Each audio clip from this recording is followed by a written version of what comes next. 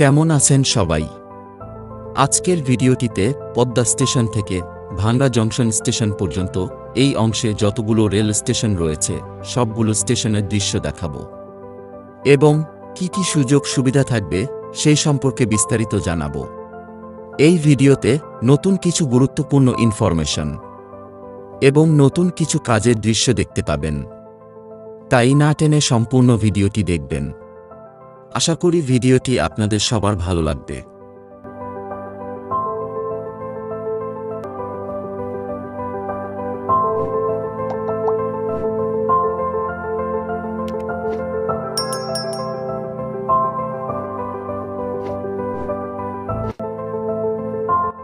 পদ্মা সেতু রেল সংযোগ প্রকল্প ফাস্ট ট্রাক অধিভুক্ত এই প্রকল্পের আওতায় নির্মাণ করা হচ্ছে ১৭২ কিলোমিটার রেলপথ। এই পথে থাকছে ২০টি আধুনিক রেল স্টেশন, যার মধ্যে ১৪টি নতুনভাবে তৈরি করা হচ্ছে এবং বিদ্যমান ৬টি রেল স্টেশন সংস্কার করা হচ্ছে। স্টেশনগুলো আইকনিক ডিজাইনে তৈরি করা হচ্ছে, যাতে থাকছে অত্যাধুনিক সুযোগ সুবিধা। আজকের ভিডিওতে থাকছে পদ্মা রেল স্টেশন, শিপচর এবং অত্যাধুনিক ভাঙ্গা জংশন স্টেশনের সুযোগ সুবিধা সম্পর্কে বিস্তারিত। চলুন শুরু করা যাক।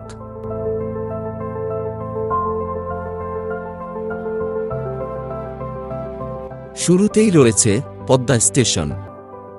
এই স্টেশনটি শরীয়তপুর জেলার জাজিরা থানার সীমানা নামক স্থানে অবস্থিত। এই স্টেশনটি পদ্মা সেতু থেকে প্রায় ৩ কিলোমিটার দূরে। পদ্মা সেতুতে ওঠার আগে ট্রেন থামবে এই স্টেশনে।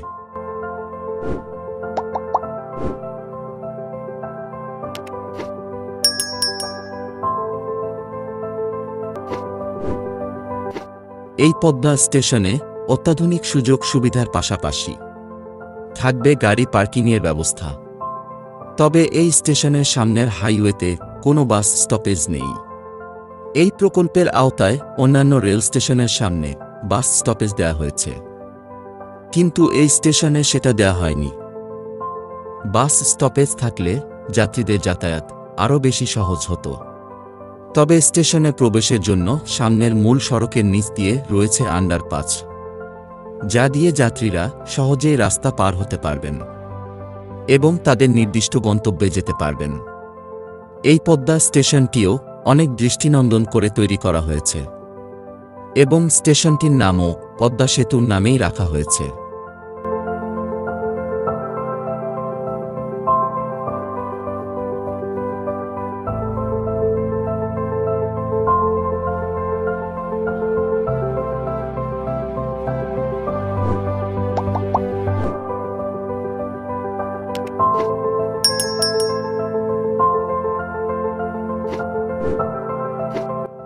এরপর রয়েছে শিপচর রেল স্টেশন।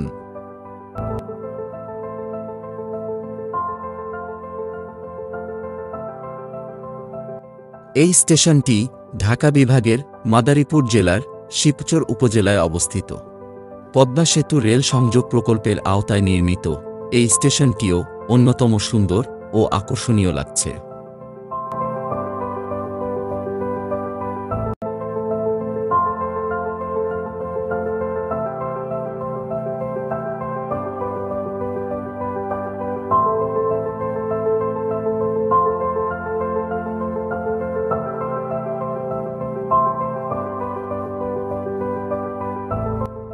স্টেশনটিতে প্রবেশ ও বহির্গমনের জন্য ঢাকা ভাঙ্গা হাইওয়ের সার্ভিস লেনের সঙ্গে যুক্ত করে নতুন সড়ক তৈরি করা হয়েছে।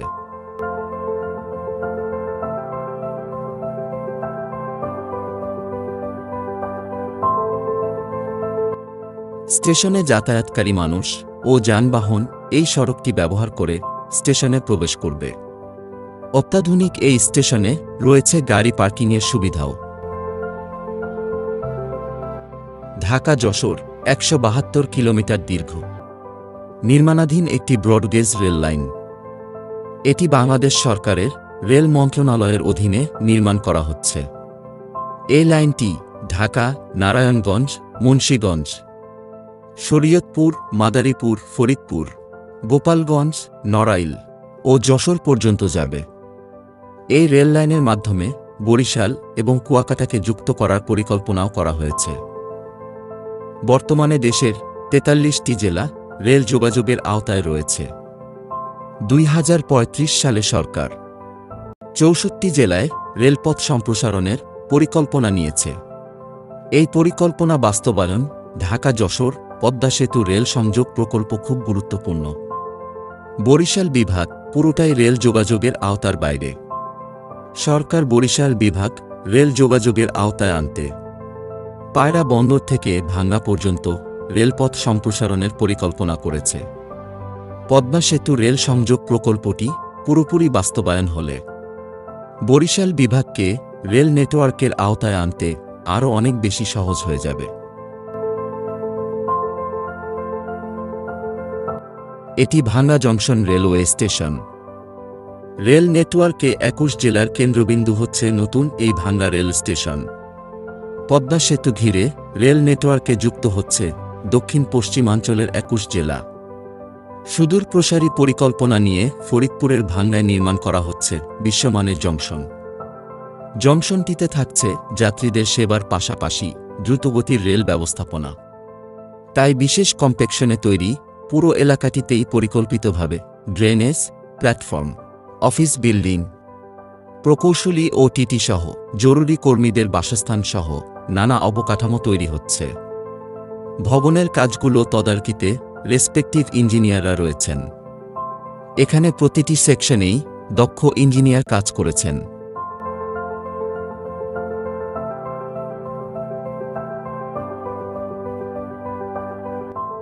নতুন রেল লাইন স্থাপন ছাড়াও পায়রা বন্দরের সঙ্গে রেল নেটওয়ার্ক যুক্ত করার ভবিষ্যৎ পরিকল্পনা নিয়েই জংশনটিতে ১০টি রেল লাইন স্থাপনের ব্যবস্থা রাখা হয়েছে এবং সব মিলিয়ে ২০টি বিল্ডিং রয়েছে। ফরিদপুরের এই রেল লাইন দিয়ে সারা বাংলাদেশে রেল সংযোগের আশা করা হচ্ছে। উত্তরে রাজবাড়ী ও ফরিদপুর, দক্ষিণে বরিশাল, পশ্চিমে যশোর ও খুলনা, আর পূর্বে রাজধানী ঢাকার রেলপথ পদ্মা সেতু হয়ে এই রেল জংশনে মিলিত হবে। ১.৫ কিলোমিটার এলাকা জুড়ে নির্মাণাধীন দেশের অত্যাধুনিক এই রেল জংশনে ২০টি ভবনসহ সব অবকাঠামোই এখন দৃশ্যমান।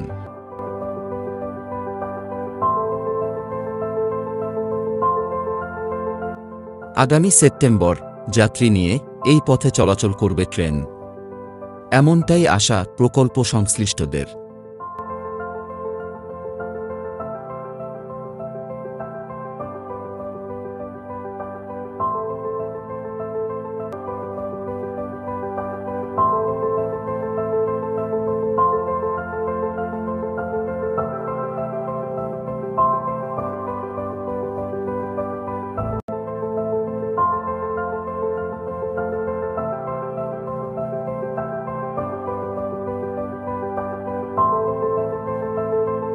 তো বন্ধুগণ, পদ্মা সেতু রেল সংযোগ প্রকল্প নিয়ে আমাদের এই ভিডিওটি কেমন লেগেছে কমেন্ট করে জানাবেন। সবাইকে অসংখ্য ধন্যবাদ ভিডিওটি দেখার জন্য।